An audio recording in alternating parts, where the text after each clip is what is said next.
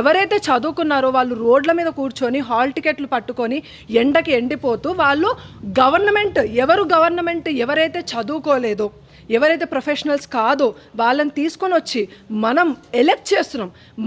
మనం ఒక అమ్మాయికి పెళ్ళి చెయ్యాలి అని అనుకుంటే వాడు ఎంత చదువుకున్నాడు, వాడు వెనక ఆస్తి ఎంత ఉంది అన్నీ చూస్తామే. కానీ మనం ఓటేసి మన నెత్తి మీద ఎక్కించుకునే నాయకుడు మాత్రం ఎంత చదువుకున్నాడు, ఎంత నిజాయితీపరుడు అని మనం ఆలోచించాం.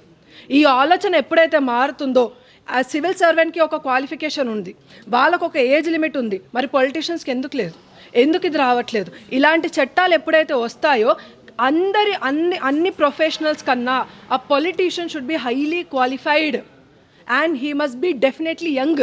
కర్రలు పట్టుకొని వీల్ చైర్లో వచ్చేవాళ్ళు మాకు అవసరం లేదు. అండ్ ఇంక్లూడింగ్ మోదీ గారు 70 years ఉన్నా కూడా యూత్ కూడా పనిచేయనట్టు ఒక 2-3 hours రెస్ట్ తీసుకొని మాత్రమే దేశం కోసం పనిచేస్తున్నారు. I will consider